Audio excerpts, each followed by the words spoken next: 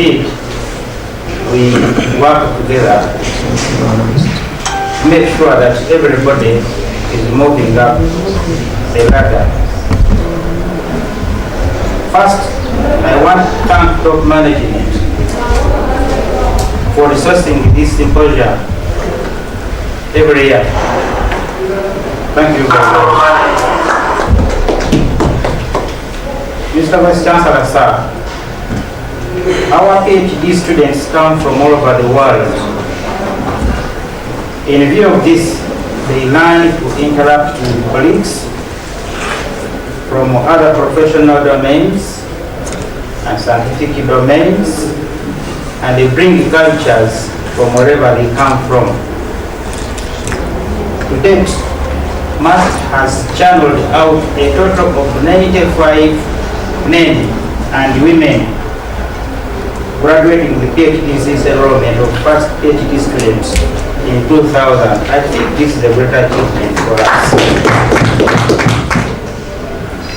Ladies and gentlemen, we are trying everything within our means to make sure that all the students who join this university, at least they go away with their new qualifications. Just last month, to be specific, on 24th of April 2021, MAST awarded 24 doctoral philosophy degrees at this same campus.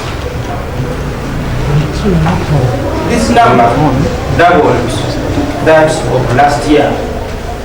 I think also this is a great achievement for us. Ladies and gentlemen, we are aware that other than Humoro campus and the city campus libraries, our students lack space. Mainly PhD students lack space where to read from. I'm also aware that all faculties are making sure they create at least a room for the PhD students to concentrate on.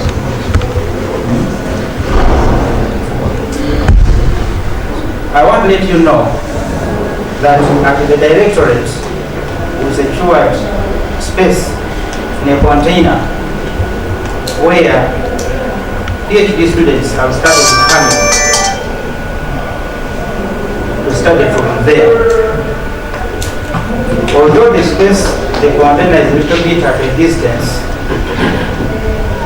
students have to take care of their property, especially the laptops, because they are on high demand now.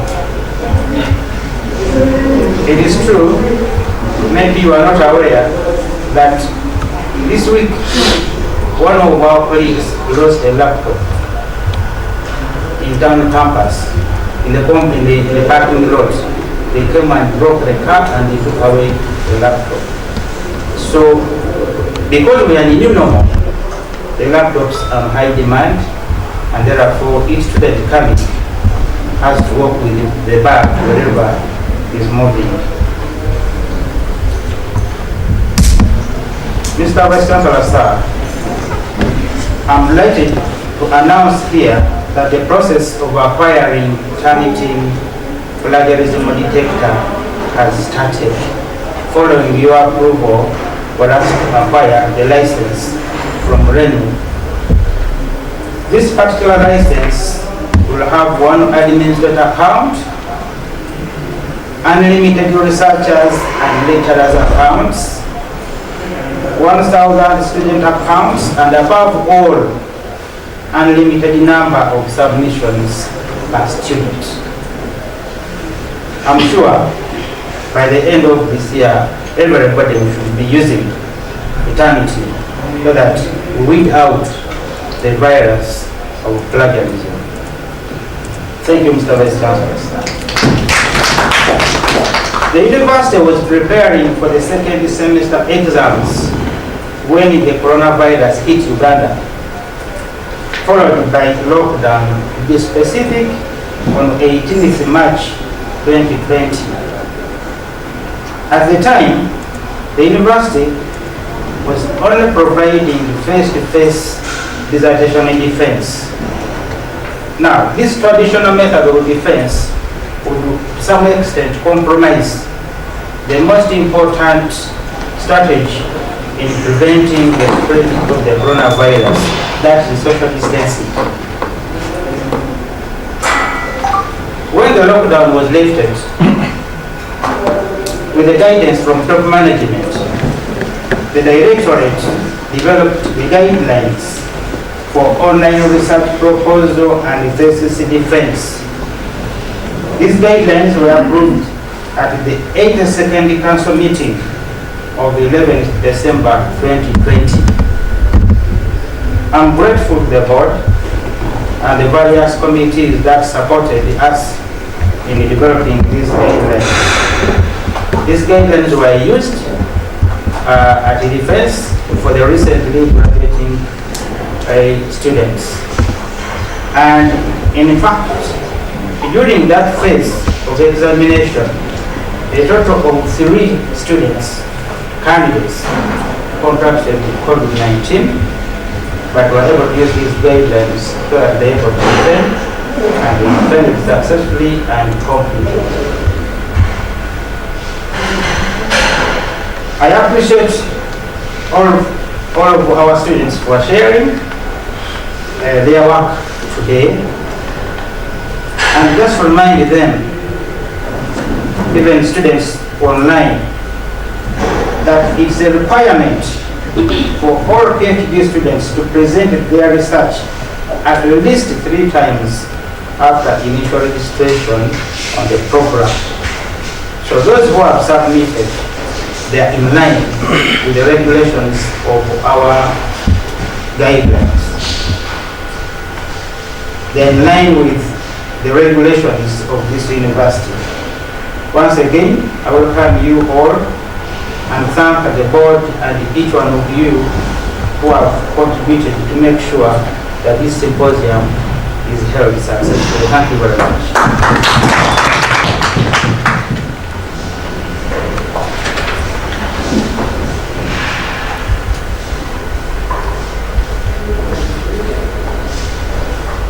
Thank you so much, Professor Batwala.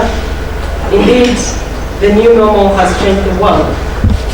Mr. Vice Chancellor, sir, allow me to recognize the services rendered to us by our computing services, led by Mr. Amos, actually speaking about, and Martin, please stand up for recognition. You are doing a great job in this new normal, and we appreciate your services. In especial, Mr. Vice Chancellor, allow me to welcome and recognize the presence of Professor Natkunda. Professor, we welcome you back and we thank God that you are here. Please a big applause that he's present with us here and he's going to chair a session. Thank you so much, Professor, for being with us. Professor Bernard Natkunda. Mr. Vice Chancellor, sir, there's a new innovation by our acting librarian.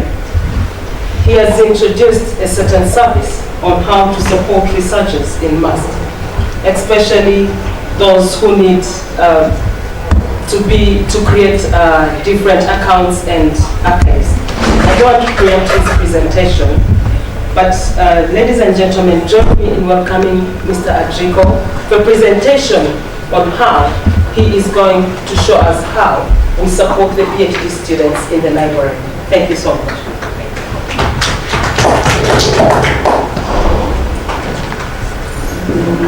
Thank you, Vice Chancellor, Professor Wood, deputies, the Director of the RGT, the board chair, all the deans present,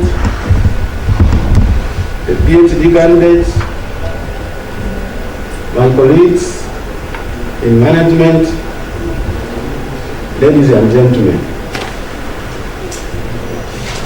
Like they have been saying for a number of times now, that my name is Wilson Enrico. I'm the acting librarian. I have a brief remark to make on how the library can support PhD research in maths. There has been a common notion that PhD is a long journey, which to some extent is true, but also I want to say now that we want to walk this journey together, and we have a number of things that we can do together to be able to make life easier across this journey that we are talking about. As a library, we have, I'm going to skip some slides so that we save time. In terms of space, the director Gerard mentioned about how students, our PhD specifically, are struggling to get space to sit and do their work. But I want to allay that fear that we have space. On city campus, we have a specific section we call the learning center. This center is basically for postgraduate students. They can be able to access the internet and be able to do their work from there. On this campus, Tunor campus, we have a complete building that actually has, we talk now, is vacant. This campus has less than 500 students on this campus, but the library has the capacity to seat 1,500 students. In addition to the open space, we have study carriers. These are small cubicles that are created specifically actually for PhD students. They have points for accessing the internet. They are also lockable, meaning you can lock your laptop or whatever machine that you have been using or whatever tool you have. You can lock it there and go. So the space is available. Maybe the challenge may be the distance, but for someone who really wants to sit and concentrate, the space is available for them. So I urge all those who are online and those who may be present here that we have space to be able to accommodate you to comfortably sit and concentrate on your work. We have our catalog of materials that we have in our collection. Our catalog is actually online. The link is there that those who can be able to pick it from here should be able to. And through the MAST website, that link on the end part of the slide, then it's difficult for us to serve you. So once you present yourself to us, we give you what we call registration pocket, or it's a sort of cards that will have you borrow, especially the physical materials.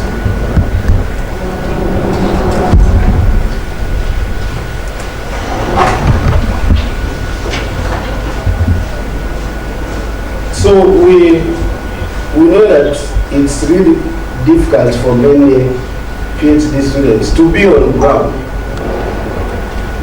But we are saying, even if you are not on ground,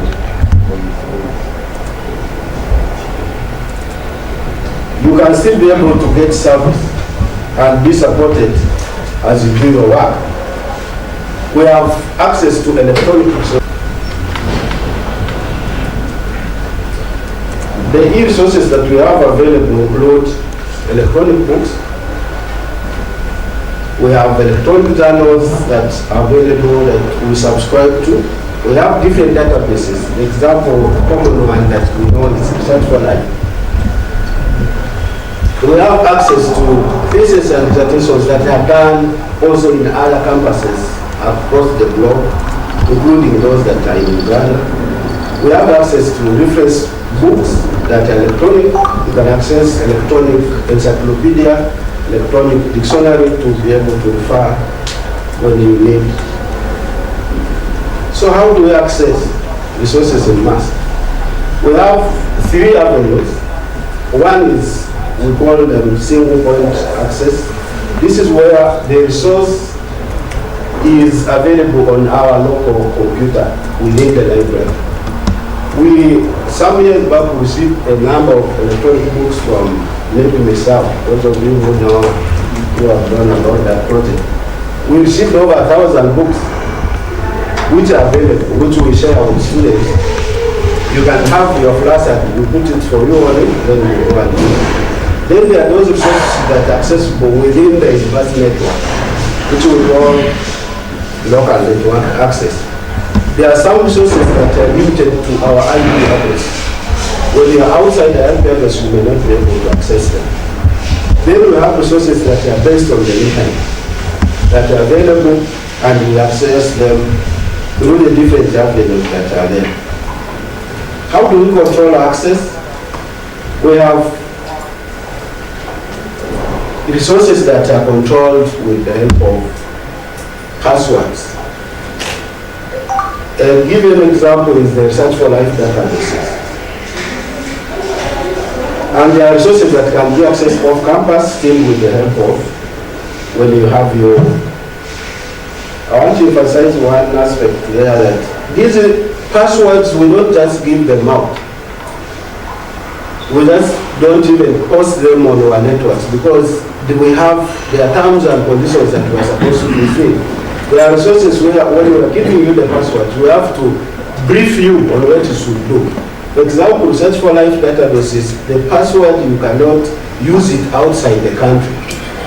You have to be within the country. You can be in Arua, you can be in Morocco, where. But once you cross, say, to Rwanda, Congo, you are not supposed to use those passwords. The reason being, each country has its own password, so they will block us. That's the reason why we restrict and we want to give the passwords when you report to us that you want to access them. So Research for Life is a very big resource that whoever does research should endeavor to access. It cuts across all the subject areas. In mass, we had a misconception when we had commonly Kinari that we were promoting. Previously, it was given the background of the institution being medical. Kinari is a resource that's supported by American organizations. So most of its content was health related. So most staff thought that maybe we don't have resources for us to do our research. But what I want to make it clear to members here and those online is that these resources cut across. What is interesting now is previously we used to have passwords for each of these databases. But now one is enough for you to access all the 5 databases. So you will be able to have a variety of resources for you to be able to access and do your work. The link is provided there for those who can capture from now, but we can give it to you anytime. Then we have other resources which we have access to. We have Mbarara University Library is one of the members of the consortium of Uganda University Libraries.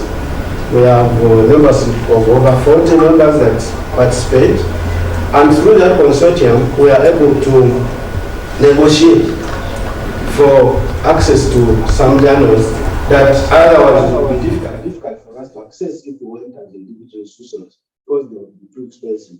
So the consortium enables us to be able to have that negotiating power to lower and reduce the cost of these journals that are available at fee.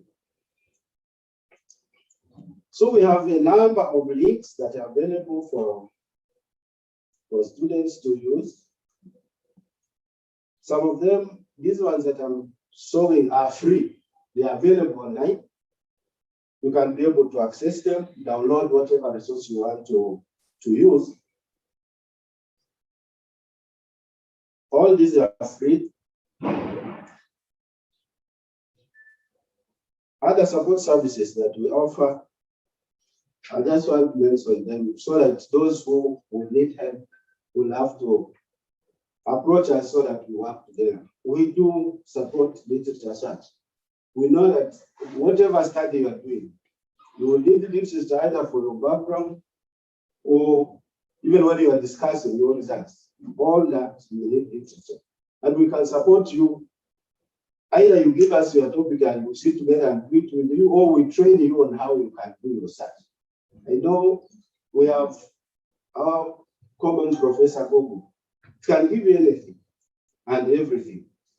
But how do you know that this is the one that I should consider? How do you evaluate? So we go with you through that journey. Then we do document supply or intellectual loan. This is a service where if you want a particular material and us as mass library, we cannot provide you that material, we should be able to link you, or we should be able to help you get that material, either from Moon University or even University of Victoria or everywhere, anywhere. We should be able to have that because we have that collaboration through which we can be able to facilitate that. Then we can help you with referencing. We know that today manual referencing has ceased. We have EndNote that we can help you with. A few of us have gained the expertise in how to use EndNote, although EndNote is a fee-based referencing manager. But what we have, we can guide you on what to do and how to use it. Many of us have had challenges on how to reference. So we are saying we can support you through that. We work through that together. Then Mendeley is open source that we can also guide you on how you can access them. Then now, having gone through all this, you have come up with the work. It is your publication, and it is available for others to access. We are working on our institutional repository. This is a repository where all the publications that are done in must, by must, and on must. Of course, the simple reason is that we want to promote the visibility of whatever is done in must. So the software, we acquired it through the AGB project, Log 3C that just ended. We have the software in place, it's installed and running, and the link is ir.must.sc.ug. You can go there and see what is. We have been able to upload some few articles that are there, those that are open source. But one thing that remains is we need a policy for us to be able to fully operationalize this institutional repository. We need a policy. As I talk now, the draft policy should be now with the policy committee of the university. From beginning of this week, it was submitted to policy committee. So once that policy is actualized, then this will be rolled out for all our students, PhD, and our staff to be able to upload all their publications on this platform. Having said all that, we have different sources that I share, but there are things that we are not supposed to do, which I felt we needed to know so that we are not caught off guard. Downloading articles from one journal systematically, you will find something is really related to your work. You go and you want to bring down everything. That is not allowed. Some of these resources that we access, we pay for them like through the consortium, like I say. But even if we went and bought it directly from the publisher, we wouldn't allow or encourage people sharing or selling even those articles to their friends. You have a friend in Congo and they stuck because in Uganda you have access to this, downloading the thing, you say pay me $100 for these articles. These are not allowed. And you are not supposed to download the whole thing. In a book, you are supposed to download maybe a chapter or two. There's that allowable chapters that you can download in the book at a time. But those that are free, you will be able to download them. But those that are free, you will always be restricted. I want us to follow that strictly so that we are not infringing on other people's copyright. Like I said at the beginning, we know that PhD journey is a lonely one, and many people have gone through it. But we are saying we can stand together. We can be able to make this journey enjoyable for every one of us. I want to conclude by saying yesterday I had a PhD student who came to me. We want to do a systematic review. So we sat with him, coming up with the search streams and all that. By the time we finished, we had taken more than 2 hours just to look at one database, PubMed, to use for his systematic review. At the end of the day, the man asked me, now after going through this, how much should I pay you? Oh, now that this is the beginning, because he has about 4 or 5 databases from which he's going to do his reviews. You sit down and calculate how much I should pay you. I told him one thing, by the virtue of what I do, what I'm employed to do, what I'm paid to do, I don't need any payment from you. So that is the spirit. As a unit, that is the spirit. You come, you need the service, it is free. I implore you to take advantage of this. Let's do this together. I thank you very much.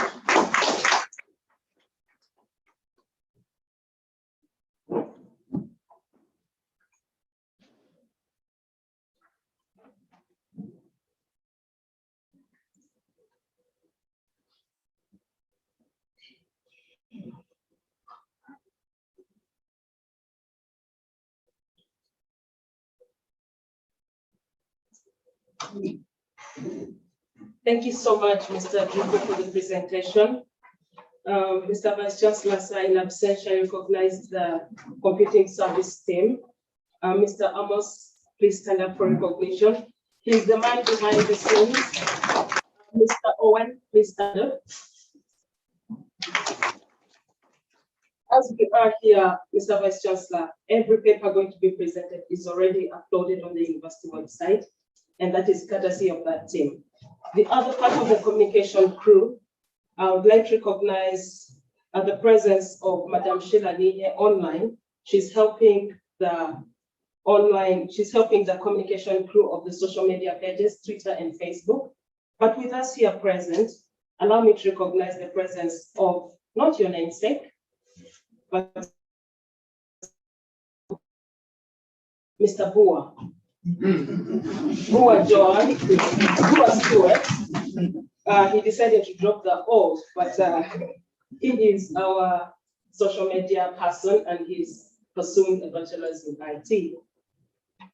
Following our program, we are going to hear from our next speaker, who is Professor Nixon Kamkama. He's the Deputy Vice Chancellor Academic Affairs. He has published a number of books. He has headed so many researchers and been a co-investigator. Professor Nixon Kamkama, of recent, on the 23rd of April, was confirmed a full professor. And Professor Kamkama, in our culture, when someone announces you, you give them a cow, and the person who has introduced you as a professor, welcome to the field of professors, the good professor. I invite you that after your address, you invite the next speaker, since you are a full professor, and we are delighted to invite you. Thank you so much, Professor Kamkama. Please clap for the recognition.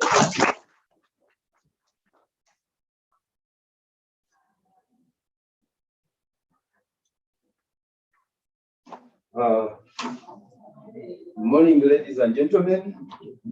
Angela, thank you so much for those wonderful statements. Except that you are confusing us with colors. You have yellow, you have red. We don't understand you. And this is the time now to have people who are supposed to be on the list.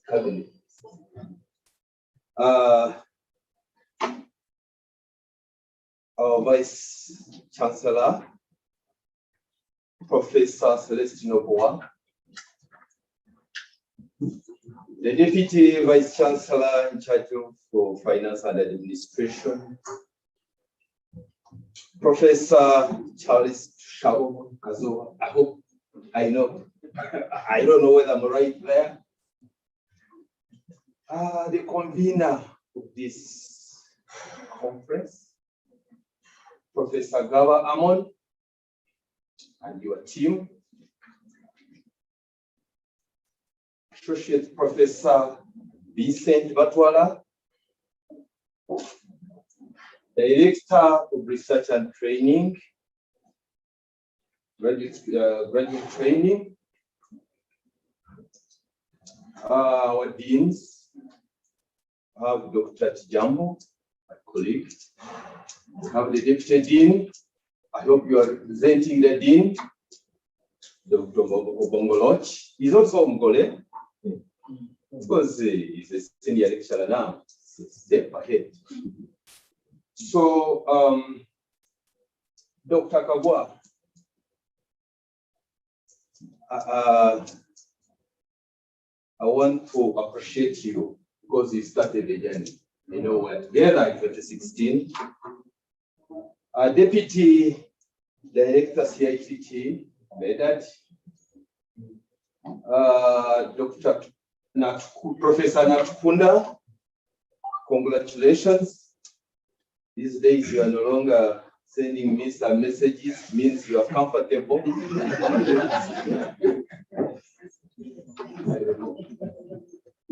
That means you are comfortable. We congratulate you. Ladies and gentlemen, I want to welcome you to this PhD Symposium. And again, I want to congratulate this, the new PhD members who graduated last time on 24th. Priscilla, welcome. Salah, welcome. Who else? Honorary ladies. So I want to congratulate you because you've gone through this journey. Amos and your team, you've done a lot. We've disturbed you a lot. And during this turbulent season period, you've actually helped us as must. Can we clap for We've been struggling also. I'm wondering what would have happened without that too. Thank you, Amos. You've done a lot. Really, where we are is because of your team. We shall always really bank on you. So, Amon and your team, I thank you so much. You've helped a lot. Amon, you've helped the academic unit. I always consult you, share challenges with you, and you've guided us. Keep it up. We are all in it.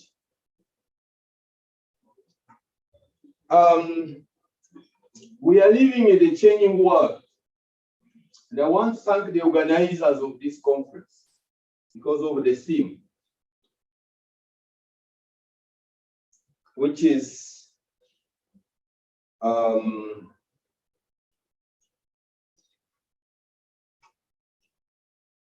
what is the theme? Transformative research in what? In a changing what? We are living in a changing world. We are now in a new normal. And I think the team fits well in the current environment. The environment is dynamic and predictable, and it is our role as researchers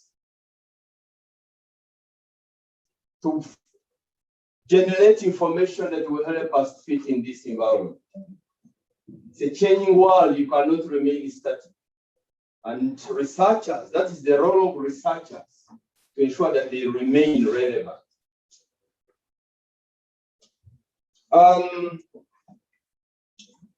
PhD Symposium. I want to say that Dr. Manase, Dr. Kagwa, and I, this is our child, 2016. Kagwa, I want to thank you so much. for spearheading this. You've never given up, and you're always behind it. Thank you so much. We are just celebrating the 5th anniversary because it has been there for the last 5 years, and we've never missed to have one. And it has generated some products, and it is yet to generate more products. And I want to say that the purpose of this PhD Symposium or the objective is to foster exchange of experiences and knowledge among the doctoral students and senior academic researchers. I'm using the word senior academic researchers, not senior academic staff, because we have academic staff or academicians who have decided to sit back and watch the space. We are talking about researchers. At the end, the issue here with academics or researchers, you must remain relevant. You either publish or you perish.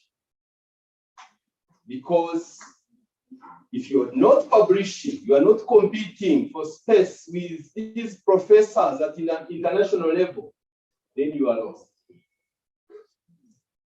So, this is not the PhD Symposium. We are talking about intellectual exchange. This is where the brains must meet. Of course, where this is where researchers are supposed to meet. The practitioners, the educators, policymakers, industry professionals, and experts. It's about generation. And we have these young people in the forest, in the jungle. How are we going to help them? These are our students, PhD students. They are at different levels. And the purpose of the PhD Symposium is to help them. We must handle them carefully. Pick them wherever they are. Show them the way. And that's why we are here. That was the genesis. That was the purpose of this symposium. We are not here to criticize them. Let's help them. We are talking about positive criticism. Senior researchers, supervisors, let us understand where they are. Let us endeavor, let's try as much as possible to help them. There is a mentality of assuming that they are at your level and you bombard them with serious jargons.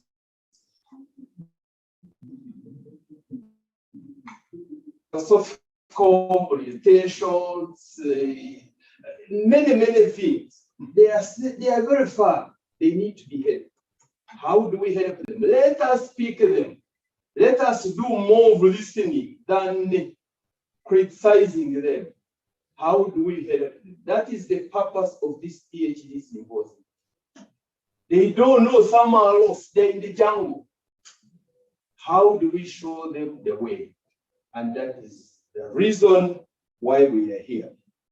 And I want to thank the supervisors, the professors, doctors, who are ready to help our students. And helping them, if a person could have been, maybe he's on the concept paper level, maybe he's on the PhD, proposal development, maybe is generating results. Please let us now see how we can help them. And I want to also appeal to supervisors or professors. Do not take if you cannot replace. What do I mean? Don't lift his variable anyhow if you can't replace it. Or So not a matter of criticizing it or ravishing it. What are you putting? How are you replacing it? I know there are people who are fond of doing it, but they don't provide an alternative. And the student completely gets lost. So let's avoid it. If you are taking it, what are you saying?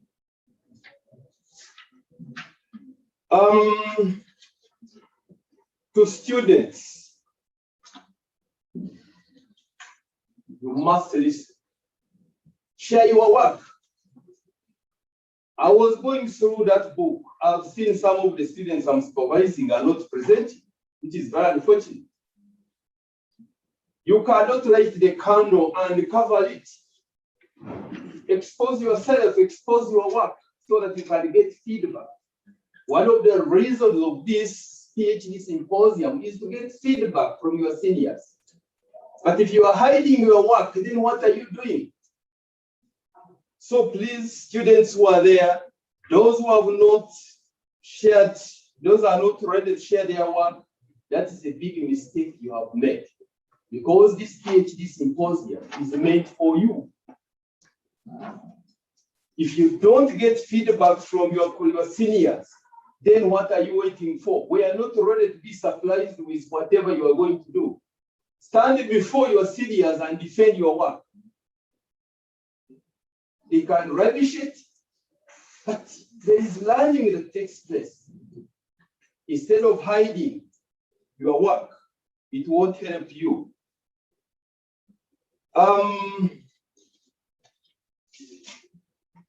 Yes, it is important to start. You don't have to be great to start, but you have to start to be great. Starting alone is an achievement. Standing before your seniors is also a big achievement. So I want to appeal to our students, those who have decided to hide their work, you will not hide it forever. Because as the director has indicated, said, you are supposed to present your work 3 times during the course of your PhD. There is no way how you can continue hiding your work and yet again it will be published. We brought many people on board, and on this note, I want to recognize, to congratulate Dr. Martha Choshaba Twinamasiko, academic registrar. He's an administrator. If an administrator can do it in 3 years, what about an academician? What do you consider how that office, the office is busy, but she has managed to make it in 3 years under CEDA scholarship. We have many people who are under the same scholarship. Where are they? You know, when we start now touching, handling them, we say you are harassing us. Please, members, those who are doing PhD, don't pretend. And they are out there. And I want to be clear here and bold. There are people who have been doing PhD for the last 8 years, 10 years, and we're not going to allow that.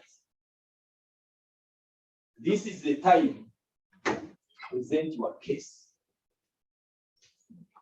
Or just leave it, because it is not a must that you must do PhD. So, once again, I want to thank the organizers of this conference.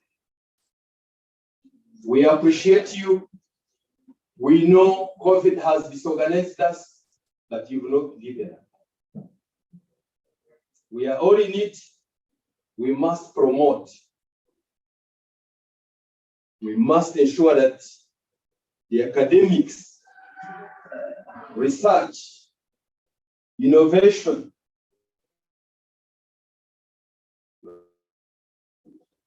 But again, I want to appeal to organizers. Let's try as much as possible to avoid inbreeding. Who are the participants? If it is mass only, then we are very unfortunate. We are not achieving much. At least if we have international participants, and maybe members from other academic institutions, I believe we shall be able to register a lot of success. But then after here, those who are going to present the papers in the next, of course, tomorrow, so our conference, dissemination day. Let's publish those papers that have not been published. That's why when it comes to ranking and where are we, where is must? What we really promote must is visibility.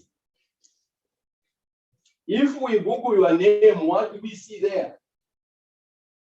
Attended the meeting in the Chungro, maybe he attended the whatever. We were looking for the articles and the grants probably. One. Let us remain relevant. Let us be international participants. Let us not remain in banana. We must go beyond banana. With few remarks, I want to declare this PhD Symposium open. Besides, I want to take this opportunity to invite my senior, Professor Celestine Oboa, to come and give his remarks as far as this PhD Symposium succeed.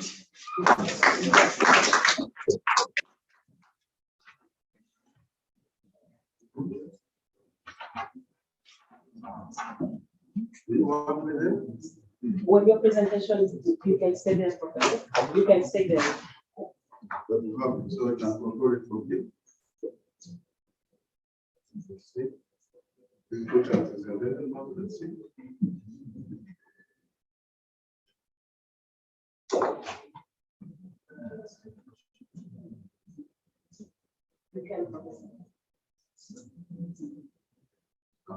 It takes a little time to. So thank you very much. We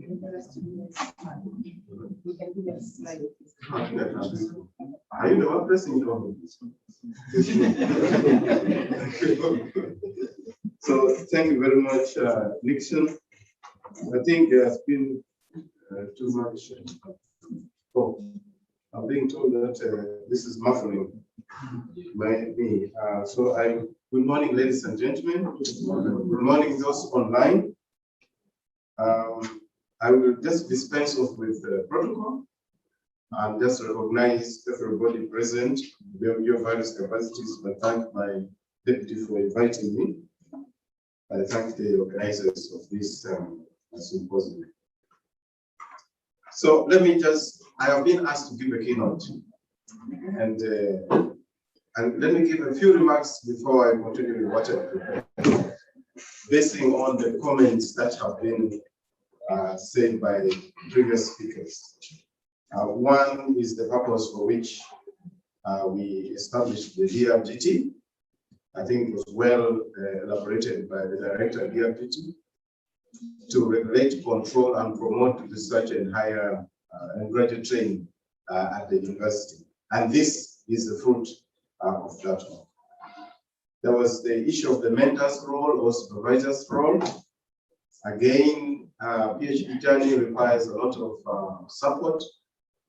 The supervisor needs to understand the supervisee or the mentee, and they walk the journey together.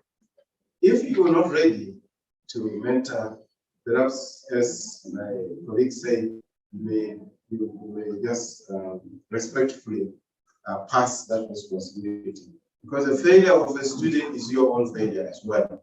The success of the student is your success. I want to comment briefly when the director said there was no space for PhDs to study. And I thank the librarian for saying we have space. And that's why that library was created. Those carrels are for graduate students. You go and book your carrel and you'll be given a key. So I cannot understand maybe communication. Please communicate to all the PhDs that there is too much space for them to work in. You don't have to put them in a container. They are not boxes and they are not perishable goods. Publications of PhD work is most important. If we do not publish the work that we do, certainly it is not worth carrying out PhD work. You are carrying out research. PhD is one of the commitments for you to achieve or to attain is that you must have carried out research. And you cannot bury that research. You need to publish it so that people know. One of the things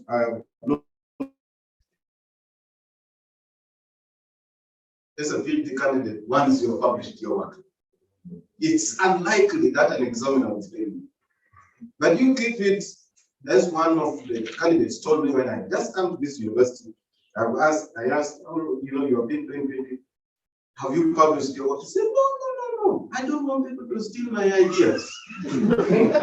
So, unfortunately, up to today, I think the PhD idea has disappeared in that person.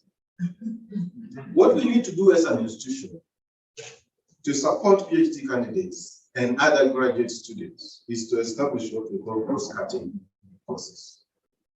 Our sister university, Makerere, has already done that very well, and every now and then we advertise for graduate students to go for these cross-cutting courses.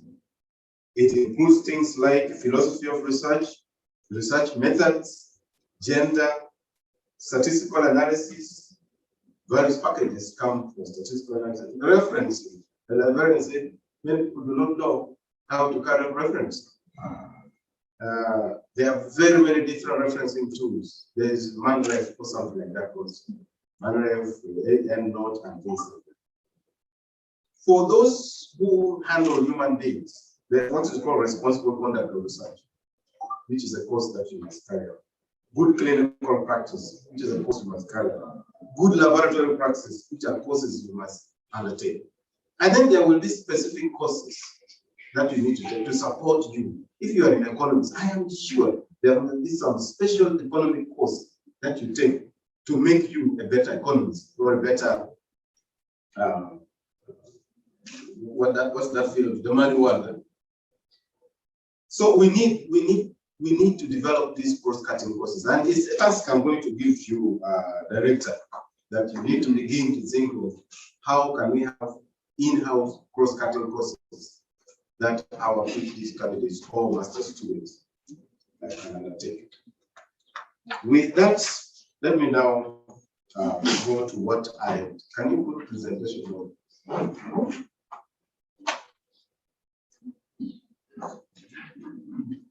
All right. So the theme is transformative research for development in a changing world.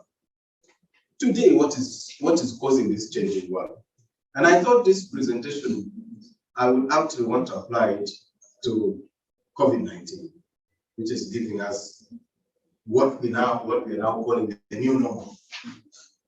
We know very well that the virus was first reported in December in China, a small city called Wuhan. Today, there's a lot of debate on what was the cause. Was it a laboratory spill? Was it a virus which was targeted to wipe the world? Or was it because somebody ate a monkey or a bat? The debate ranges on. A team went to China to try to establish the cause of the virus. We have yet to get a report that they have written. Subsequently, initially it was reported as one of the severe respiratory viruses, or known as the novel coronavirus. It was later on given the name of the coronavirus infection 2019, abbreviated as COVID-19, and eventually WHO declared that this is now a pandemic actually spread across the world for within 3 months. And it was declared a pandemic during March, specifically the 11th of March. It was then predicted that Africa, being one of the poorest continents in Africa, with the most vulnerable populations to infectious diseases, was predicted to be significantly affected by the ongoing COVID outbreak. In fact, it was thought that there will be an unprecedented surge of the COVID infection in Africa, outstripping resources in Africa for health and other economic activities. Now, of course, in Africa, the first case was reported in Egypt on the 14th of February, and we know that here in Uganda, when the first cases, I think these were people who had come from Dubai, were diagnosed at 7, we decided to go into lockdown around, was it the 20th or 19th of March? 18th March. 18th or 19th? 18th March. To date, nearly all countries in Africa have reported the infection. Now, the interesting thing, of course, is that, as I said, it was expected that the pandemic would outstrip the weak economies of Africa. It prompted the WHO representative for director for Africa to remark that COVID-19 has the potential not only to cause thousands of deaths, but also to unleash economic and social devastation in Africa. That was a very strong statement coming from a director of the World Health Organization responsible for the African Union. The prediction was that Africa was going to be totally wiped out. The reality of the COVID-19 in Africa for now seems to show otherwise. All predictions of severe devastation of health services due to COVID did not exactly come to pass at the levels that were expected. And it was even feared that those who already have certain infections, for example, we have HIV, which is impacting the country so much, would cause an immutable havoc in this group of people. But later on, we have people who have gone to do reviews of what has been published about this disease in Africa. And it was found that even amongst people who are HIV positive, who are well treated, the disease does not seem to cause severe infection as opposed to any other normal person. And in fact, the majority of people who have died of HIV in Uganda, hardly any one of them was HIV positive. Meaning, perhaps the prediction was not entirely correct. Yesterday, we had a report of one of the students in Leira Nursing School succumbing. The girl was 19, succumbing to COVID. This is one of the latest that have succumbed to the infection. Now, of course, Africa potentially has many factors that will make it be unfairly affected or unimaginably affected by COVID-19. We have weak health infrastructure. We have low health workers. We have low capacity to make our own diagnosis in time. Low capacity or no capacity to develop our own treatment or acquire the treatment needed. We cannot even develop our own vaccines. Yesterday, you had the jargon going on between the Ministry of Health. India has said, we are not going to export because we have had a serious thing. Now, they are manufacturing for India. America manufactured their vaccines and they have not exported it to anybody. They received the Oxford AstraZeneca vaccines. They have never used it, and now they're exporting it to others. 80 million doses, America is giving it out. They don't want to use vaccines that are not manufactured in America. Most importantly, our poor or very fragile economies that we have to deal with.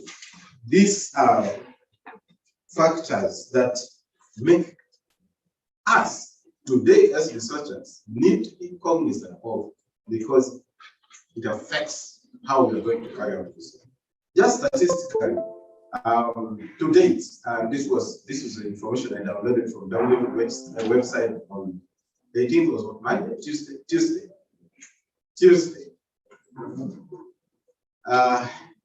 If your eyes is as good as mine, you can see that. And now I'm not able to see what is there, but I have it here. So you can see that America, as of Tuesday, had registered, the whole of Americas have registered 65 million and over 1.6 deaths. I mean 1.6 million deaths.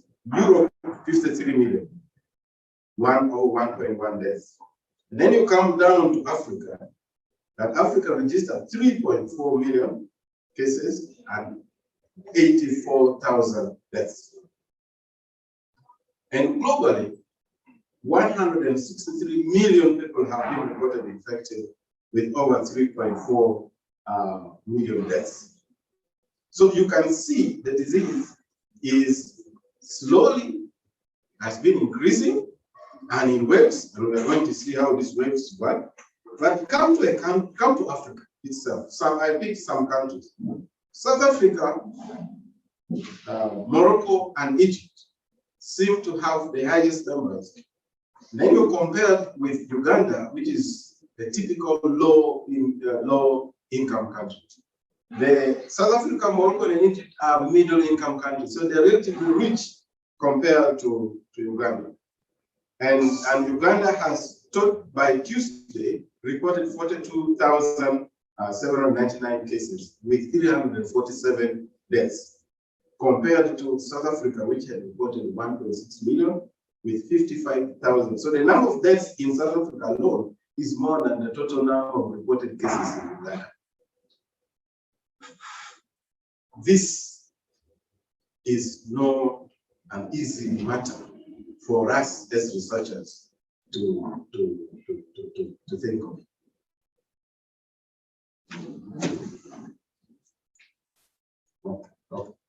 Now it has delayed and gone too much.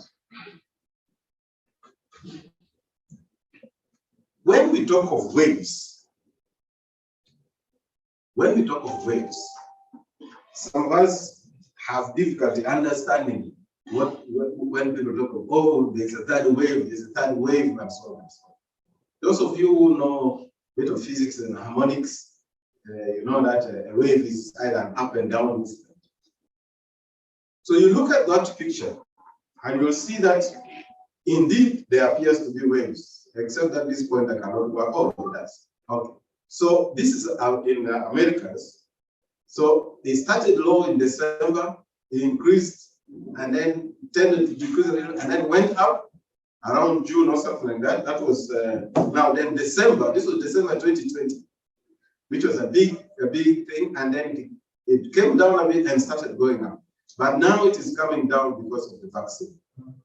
This was the reported wave. Europe tended to have maintained a fairly constant thing, but they were still showing. But if you see, this is Africa. Africa definitely has shown some waves. I need to confess that the peaks are not necessarily the same axis, because here is in only tens of thousands. These ones are in hundreds of thousands. So it is just for purposes of comparison. But you can see the peaks in Africa. We had a peak around June last year. Then we peaked a little in December. And then we have had some small, but now petering and going down. But we cannot predict that there will be no other peak. There will be no other wave coming. And that is something that we need to worry about.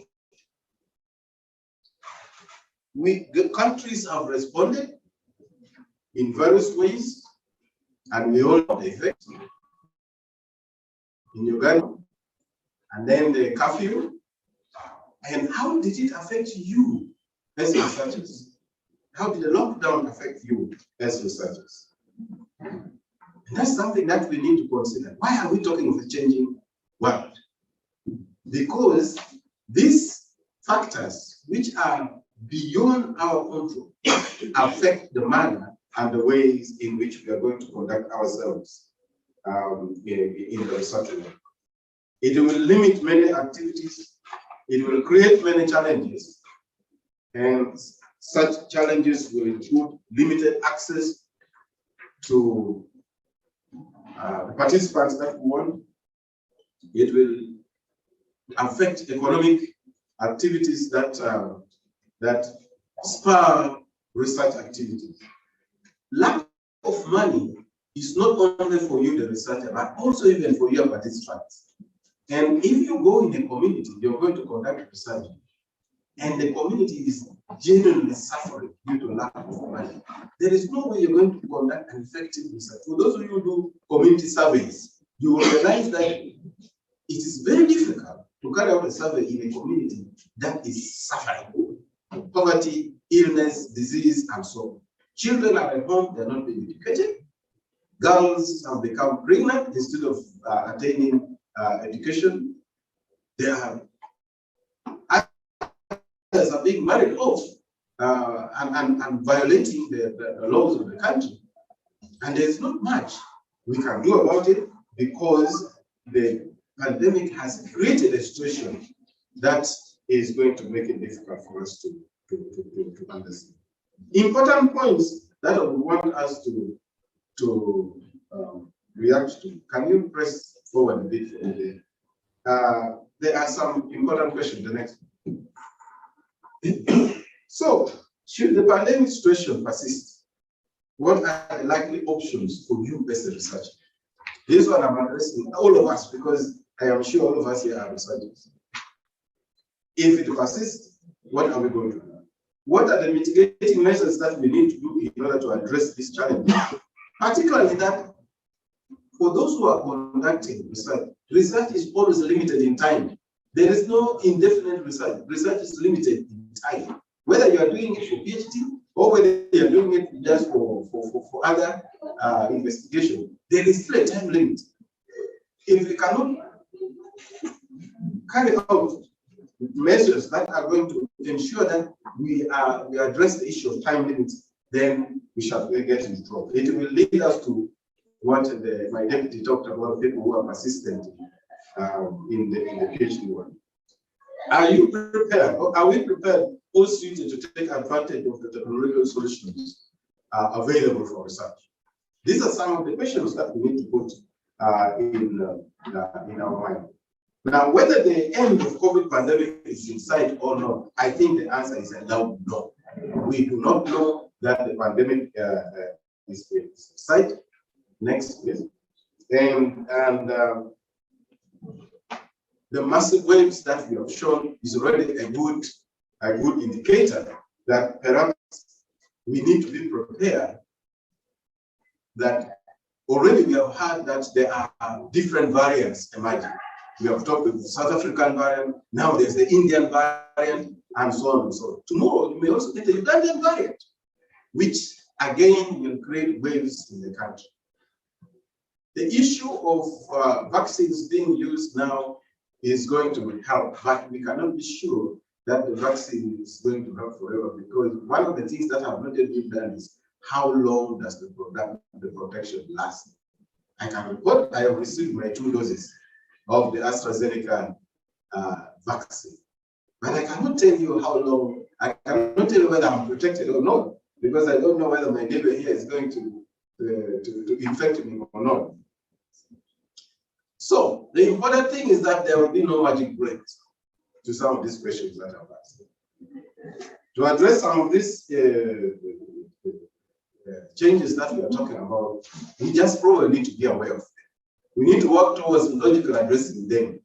And if you intend to complete, for those who are in PhD, if you intend to complete your PhD within time, within the stipulated time, you need to be able to address these challenges. Recently, we had applied to the Uganda National Council for Science and Technology for clearance for a particular research. And they told us, give us your mitigation plan against HIV. I mean, sorry, against COVID-19 before we can clear you. So we had to write, and we did not know what they were asking for. So we sat down and wrote, you know, we are going to do this, we are going to do this, we are going to do this, and submitted to them. Then they said, okay, we have now cleared you to go in the community and collect that. So these are challenges that we need to be aware of if we intend to complete the PhD in time. Of course, one of the last comments I want to make is that there are some of us who take pride in being called PhD candidates.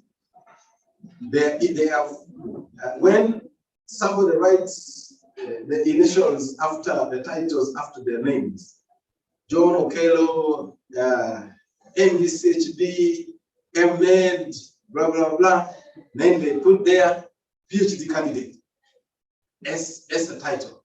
And that PhD candidate will remain there for the next years, 10, 5, 15, so many years. One of the things I hate to do is discontinuing somebody who had embarked on a PhD. It is painful for me, it is shameful for us to carry that. But please, for those of you who have already enrolled or are interested in enrolling for PhD work, do not allow yourself to suffer the curse of using the title PhD candidate as your title. It should be PhD after about 3 or 4 years. And I also want to make it clear again that although our guideline, PhD book, says PhD should be done within 3 years, it does not have to be 3 years. I know people who have done PhDs in 1.5 years, and today they are professors in 1. Because what are you doing? It is the conditions for you to get the award that you have fulfilled. It is not the amount of time you have taken. So the sooner, the quicker we complete this work, the better for us as an institution. Because we want to achieve what is called a completion rate. What is the completion rate for us as an institution? So these are some of the things that we need to do. And once again, I want to thank all those who have taken the step of registering for enrolling for PhD. And for those who are planning to enroll for PhD, we want to welcome you and thank you for that decision.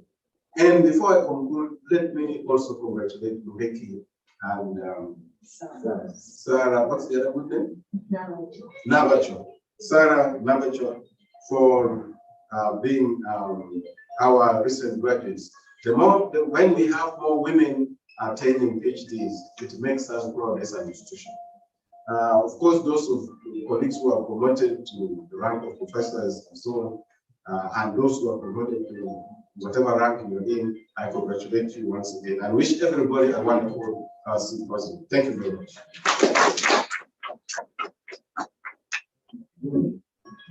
Thank you so much, Professor Celestino Boa, for those remarks. And yes, you're safe with your vaccine in the name of Jesus.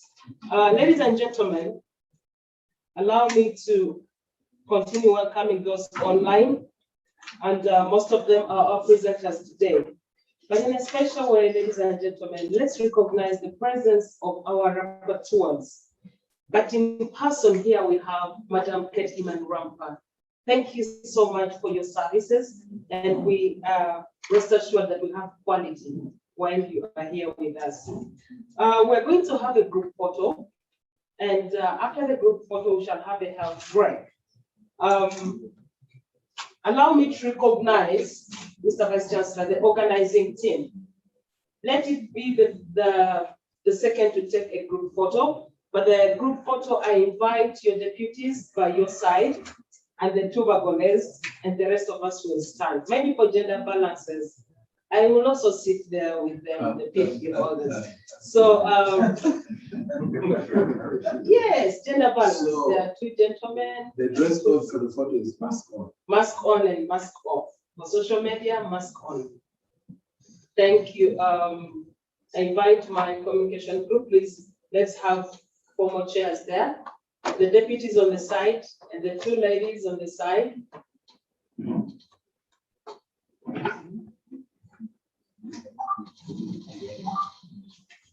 Then I invite the organizing team. They are quite outside there. Frederick, Gloria, Amos, Madame Ceciosa. That will be our second group. The rest of us are standing behind the flag.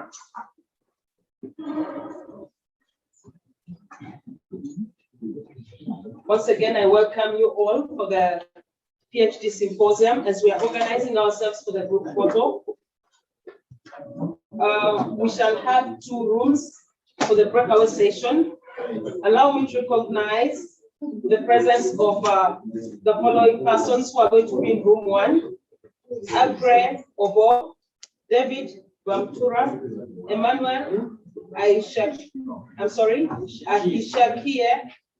Kathy Atfaire, Rachel Kansime, Faith Natkunda, Chintu PLM, Godfrey Jesse, Walter Ojo, Wilfred Adwak. Those are the persons in room 1. Yes, the group photo, please organize. We all have to be in there. Then room 2 we are going to have. This is room 1 and room 2 is the auditorium on the ground floor. Please group photo please.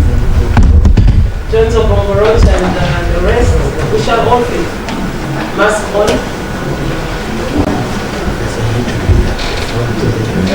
We still have close at the best, just like you want to come from him. Yeah. Thank you. No, but she has a mask. Can I have another person sit where Sarah is? Wait for me, John. He's going to tell you.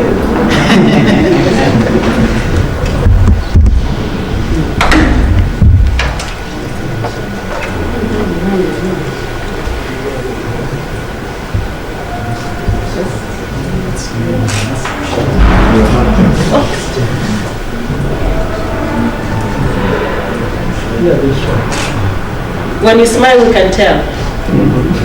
Yes, with the mask. When do we remove? So let's take off the mask. Taking a deep breath. Deep breath.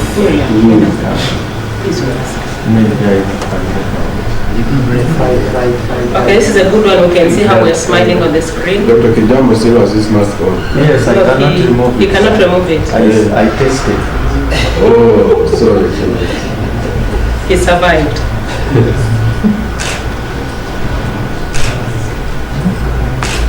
Okay.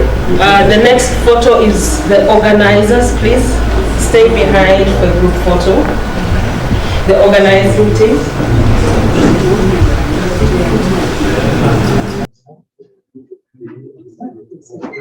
As the organizing team is taking the group photo, room 2 we shall have Wendo Mlahagwa, Ruth Zaziga, Atamayo Sani, Ariatwishka, Edgar Bagarkayo, Perry Gamba, Mujuni Juliet, Stephen Bagambo Gumisiriza, Nimsima Perry. Mask on, please. Mask on. The first one. And then off for in-house consumption.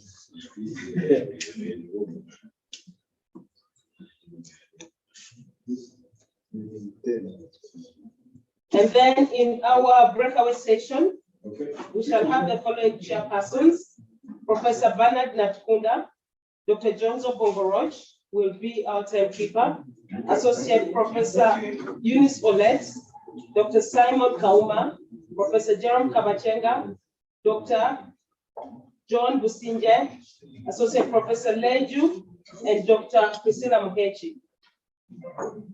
There we shall have also room 2, breakaway session, which is the ground floor auditorium. Professor Robert Murisa Kabeba, chairperson, Dr. Meda Tinamasko, Dr. Tijamu Frederick, Dr. Sarah Nabachwa will be our timekeeper. Ladies and gentlemen, I invite you to go for a health break, pick a cup of tea and go to the room that you are going to have in order to save time. Thank you once again for coming for our 5th, but yet the first virtual PhD Symposium. Thank you. Let's meet in the closing ceremony. Ladies and gentlemen, those online, please select the rooms you want to go to. People online, select the rooms you want to go to, and we shall be there with you shortly. Thank you, ladies and gentlemen. I will show you.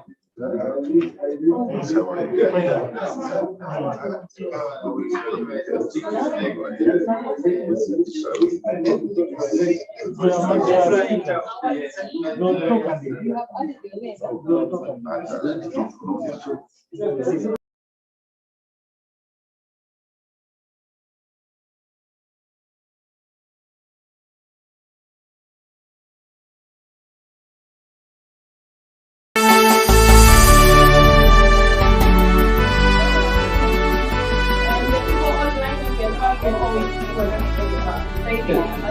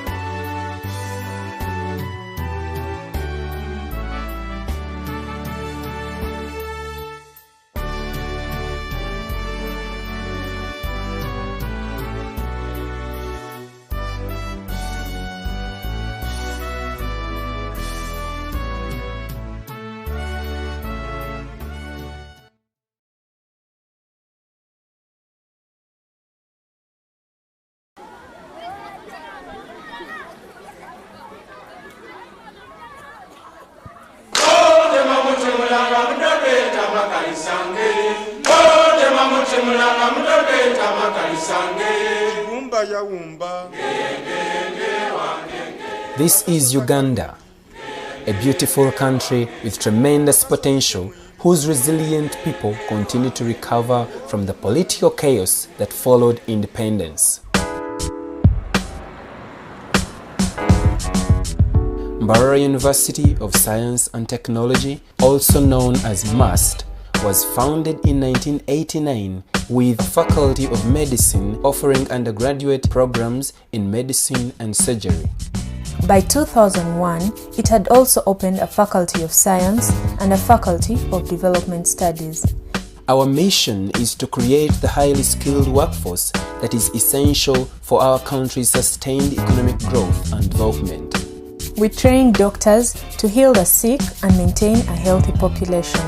we teach the next generation of Ugandan scientists. We train young people who will manage the development of agriculture and industries for the years to come. Together, we are working toward a brighter future for the people of Uganda. Succeed, we must. The health of Ugandans is critical. It is only those who are healthy who can actively and productively participate in the economy of the land. The healthcare needs are enormous. There are problems linked to poverty. There are problems linked to access of information. Things like child mortality rates, maternal mortality rates, things like HIV. There is diphtheria, malaria, TB. If 5 children were born, at least 1 or 2 would die before the age of 5. And they die because of preventable diseases. Before Bahrain University was started, the doctor-patient ratio in Uganda was 1 to around 50,000. And when Bahrain University started, it reduced to around 1 in 25,000. So we hope that it can really come down to at least 1 in 500. The mission of the medical faculty is to train healthcare professionals who are prepared to work in different environments, both rural and urban areas. The undergraduate degrees we offer are for medical doctors, nurses, pharmacists, and laboratory scientists. I want to be a gynecologist and obstetrician. It feels so sad when a mother has to lose her baby and she has to maybe lose her uterus just because she couldn't find a doctor in the villages to help her out. People out there are really suffering. I would like to look after AIDS because I lost one of my parents for AIDS, and my mom is still living, but still she's suffering from AIDS. I love looking after patients. I love to help them get better. And another thing I grew to love was to teach other people how to take care of these patients. All the lecturers, they are inspiring. They really want to make you the best or even something better than they are. They're fun in class, as in they make some jokes and you really understand. They allow questions if you have not understood, and they are even easy people to approach. The more people I train, the better services they will offer for the people in the countryside where they will be able to work. These wires are called eyelet wires. Most of the people we see in the hospital are rural-based people. Majority of them are poor people, and they have got to travel long distances to reach here. The Mbarara Regional Referral Hospital is sponsored by the Ministry of Health. We give services for general medicine, surgery, HIV/AIDS and other infectious diseases, dental health, and all the other specialties of a major referral hospital. Normally on a ward round, we review the patient, we discuss what's happening with the patient, and we use that chance to teach, to help the young doctors think through the process of taking care of the patients, the management especially. Some, I can feel it underneath you. But I would grade that as 1 out of 4. International partners are essential in providing the human resources necessary to train the next generation of scientists and health providers. Since 1989, Cuba is supporting this university with a professor, not only specifically in medicine. They send some pharmacologists and another kind of professor. Discuss about this patient. Our main problem now is maternal mortality. We are dreaming to reduce maternal mortality, to reduce infant mortality. Only improving the community, the primary care, will be possible to solve the problem, and then the pregnancy will be safe to the mother here in Uganda. This is our dream. We have a colleague who is a medical missionary through the Baptist Mission of Uganda. He suggested that we start a HIV/AIDS clinic. We began in 1998 in November with 1 patient, and since that time it's grown from 1 to over 8,000 patients now. And a lot of that is basic care for opportunistic infections. About 1/3 of those patients are on antiretroviral drugs. Those who are severely immunosuppressed with CD4 counts less than 200, we put on the waiting list. Those who are in their late stage of disease, we put on that waiting list. I have been on antiretroviral drugs since 2003.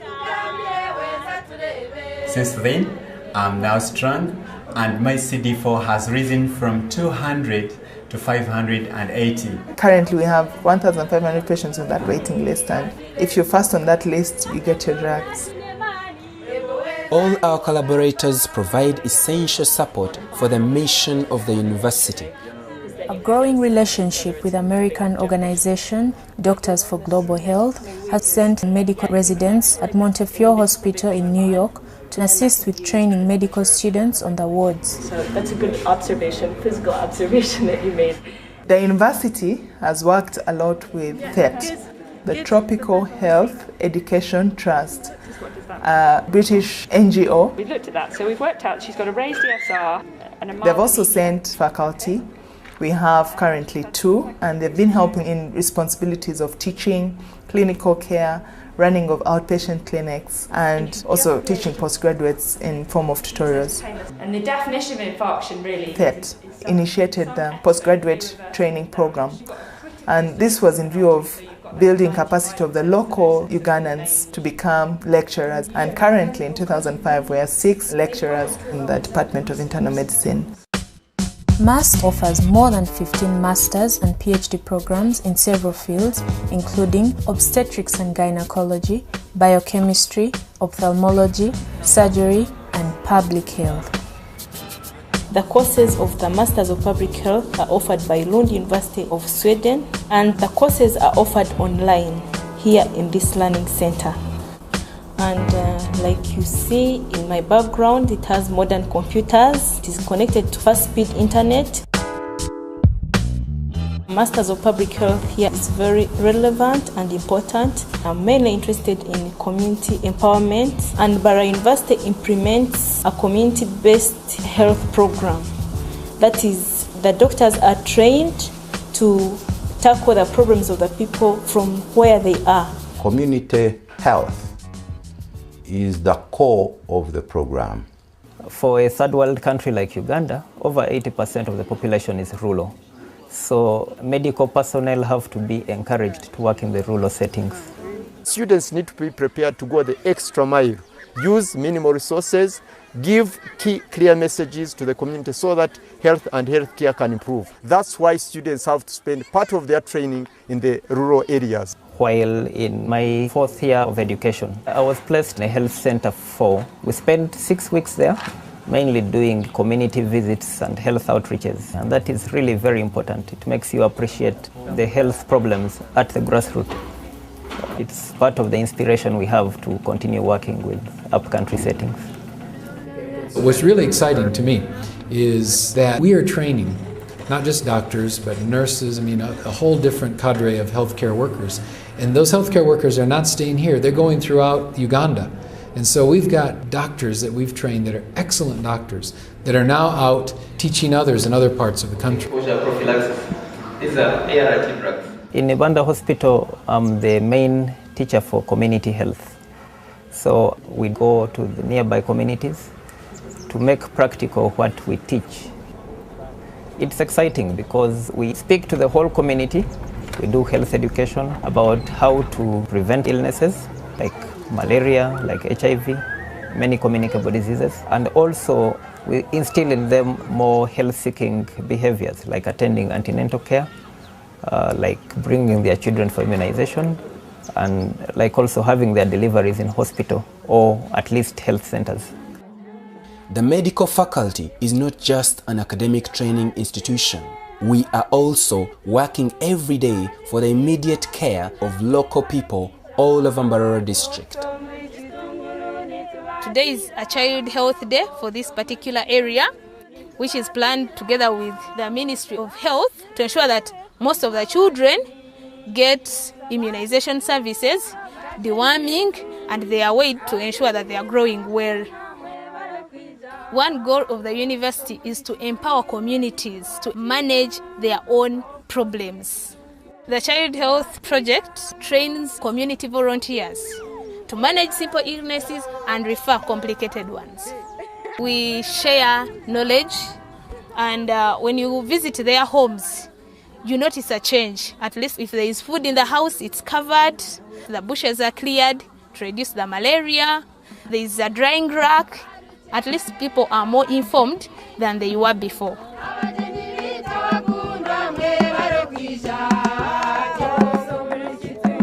The project is possible because of the Canadian involvement. They have expertise in pediatric problems and because of the funding from Canada. According to the statistics we have, children who have been referred for treatment, children who have been helped by the volunteers, children who have been immunized because of our influence are more than 90,000.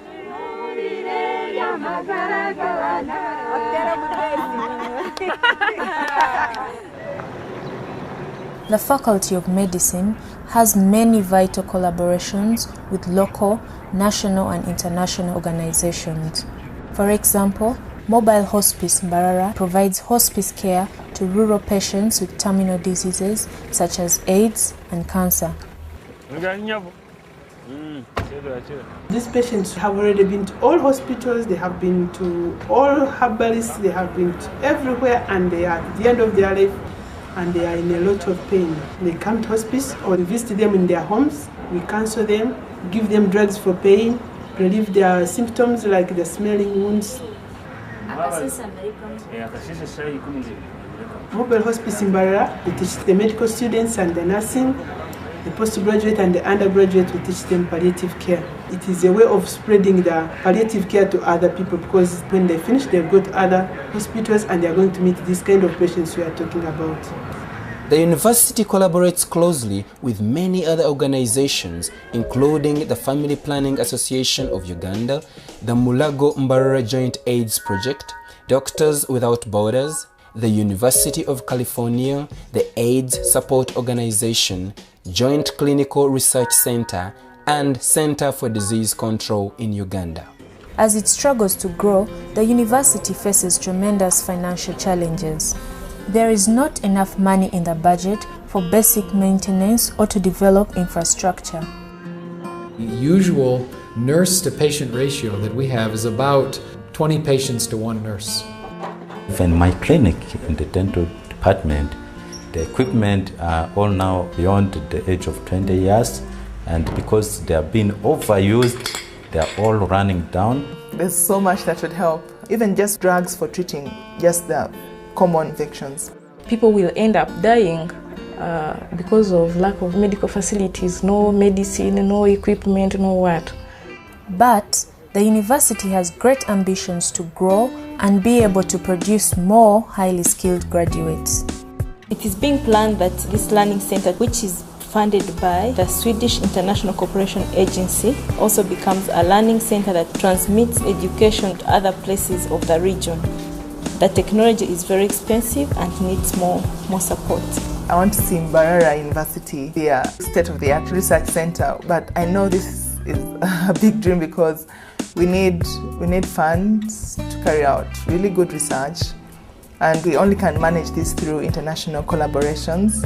We need help in collaboration, and we need these specialists in all the fields. There are plans that have been drawn up and have been approved to probably double or triple the size of this hospital. But even when you build the building, there's still the need to equip it, and so one of the areas that I see is that collaborators could come in and do that. This government-granted land will one day be the site of the new university campus. Our dream is to expand the Faculty of Medicine and move everybody else to the new campus.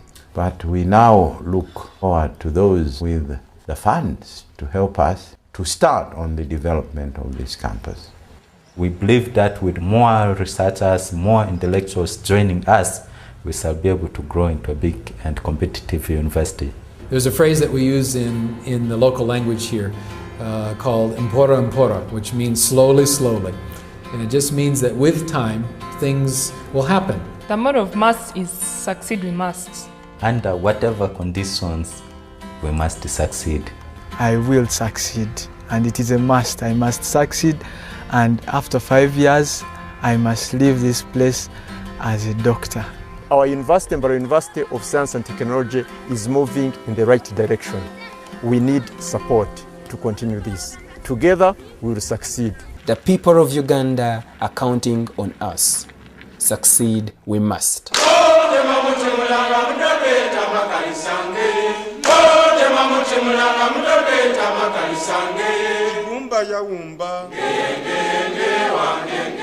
Akasozi akalungi akasozi kemwiri olinga galungi mulinga ebikado mulinga oguyanda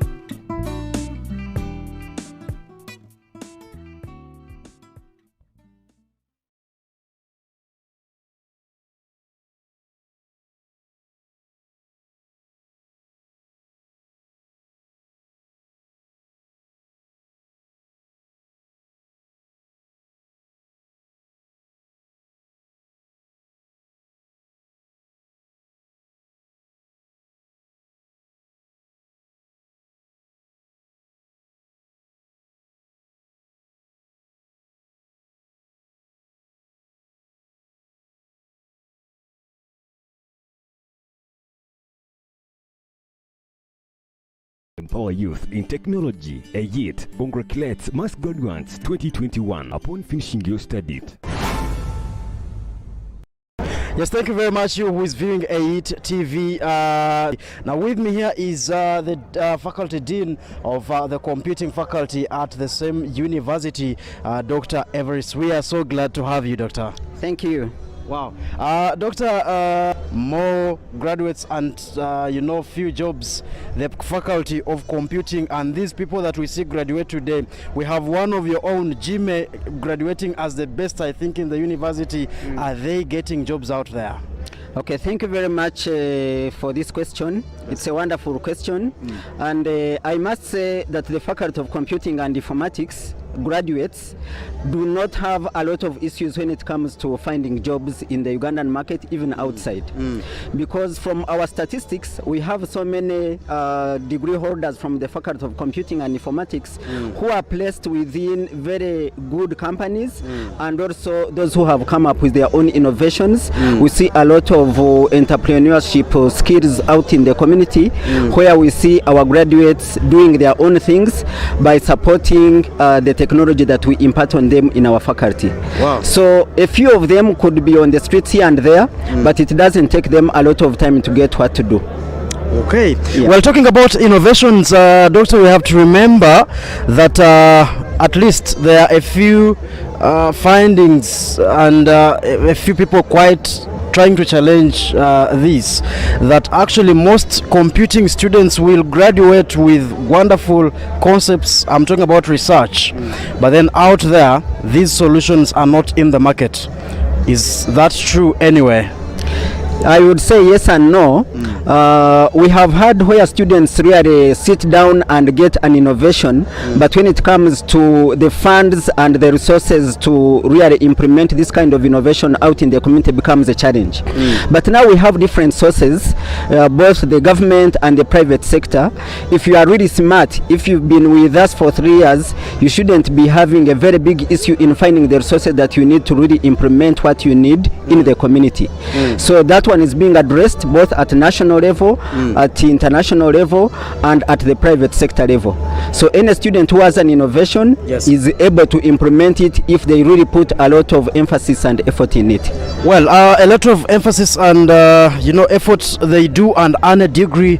Do we see, for example, maybe in future, do we have faculty future plans that include perhaps sourcing for these people grants and all that? Such support financially. We already have, because like at the university now, but the University of Science and Technology, we have what we call the Center of Innovations and the Technology Transfer. Yes. And we are receiving some funding even from government. So the students can compete for those grants via that Center of Innovations and Technology Transfer, which they can really implement their innovations in the community. So that one is already there at the university. The funds may not be enough, but those who have very brilliant ideas and innovations are being supported. Okay, yeah, thank you very much, Doctor, and we congratulate you and the faculty for this great achievement. Do you have any kind words perhaps you didn't tell your graduates? I think the graduates should make sure that by the time they graduate, maybe now I'm talking about the students who are still with us, they must make sure that they have fingertips, they have the skills. It is even possible for someone to graduate and you find they don't have that big skills, but we always emphasize in class and through research that our graduates, by the time they finish 3 years, by the time they finish 4 years, they must be able to stand on their feet and defend the academic documents that we award them. So at the faculty, we have innovations every year, we have competitions. As the students are going through their programs, they get the skills that are required out there in the market. Okay. Well, thank you very much. Thank you for talking to AIT TV. Thank you. I remain Dr. Nabasa Evarist, the Dean Faculty of Computing and Informatics from Bara University of Science and Technology. Wow. And thank you for hosting me. Wow. Thank you very much. Yeah, you are still watching AIT TV. That was the Dean Faculty of Computing. We are talking about Bara University of Science and Technology that just graduated. Empower youth in technology. AIT congratulates mass graduates 2021 upon finishing your studies.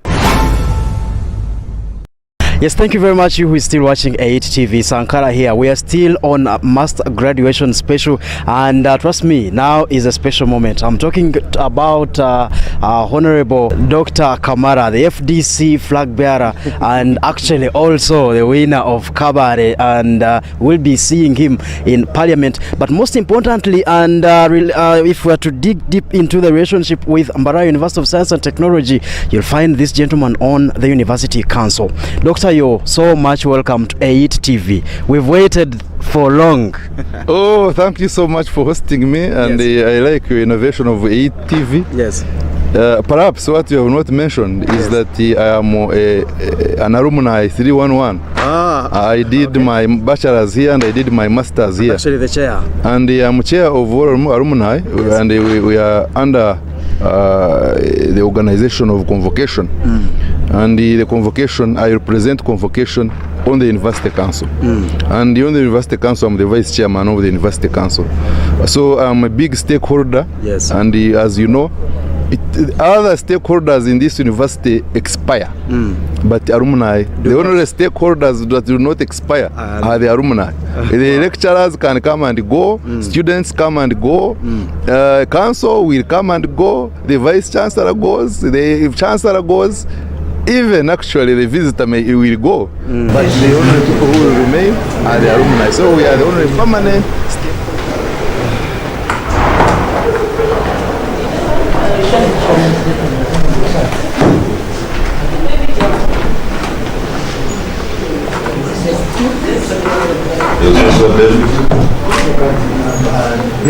David is not going to present. Is out. About Catherine? Catherine is requested for 12. Yes, 12. She has requested for 12.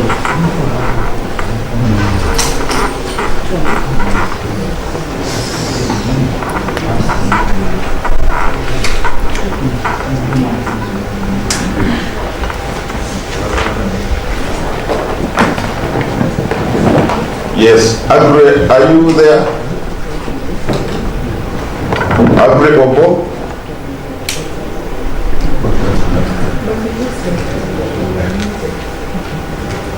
Agree or vote?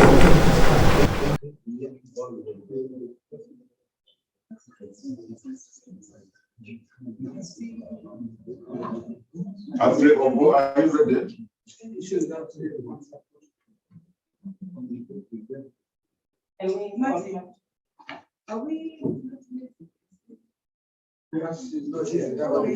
It's muted, they don't hear.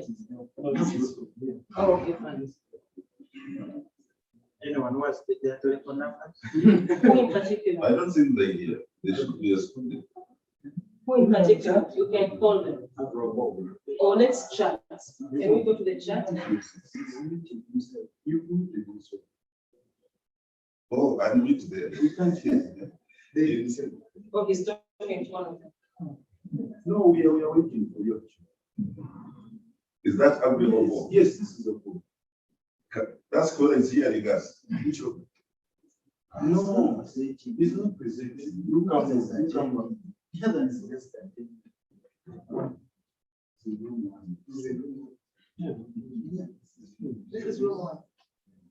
So what's is he online? Agree or vote? Are you there? Yes, agree. You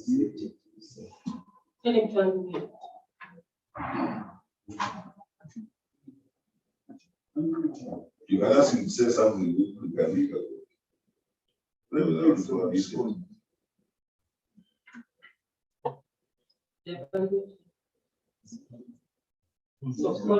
Who is hosting?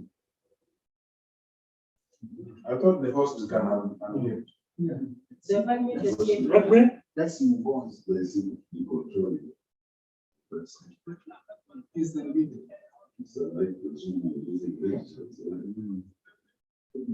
Agree or vote? Good morning.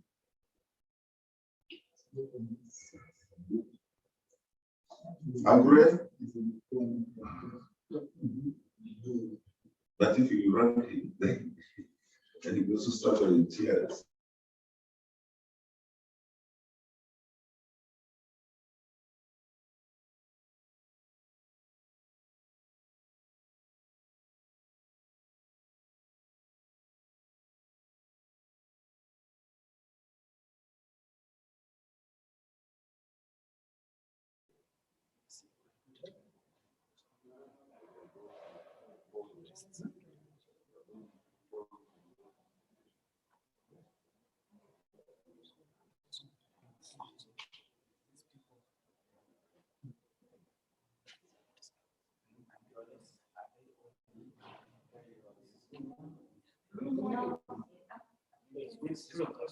No, where is my tea from?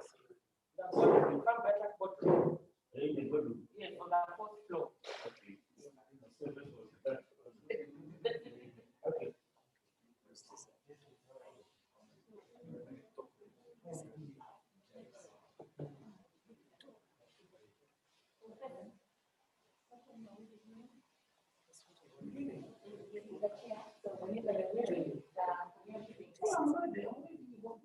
No, you are the one who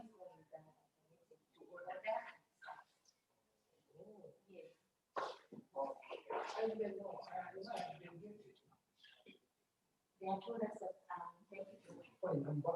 thank you.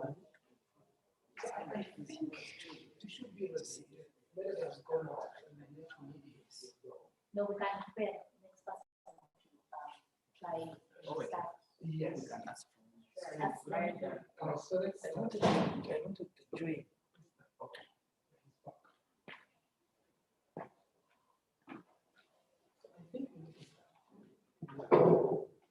So they already know how much can you do. Sure.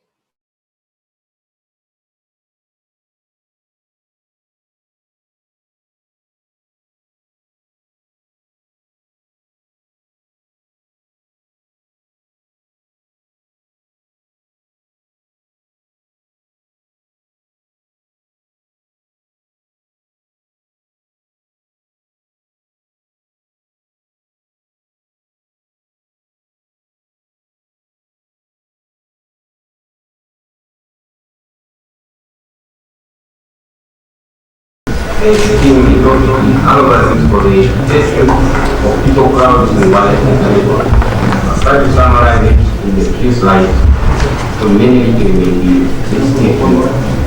My scholar is Dr. Navata Everest and Dr. Pius Aribo.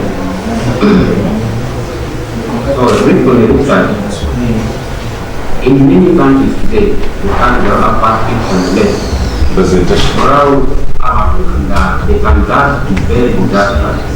Of course, there are some situations where people around together and they all well-intentioned and well-run.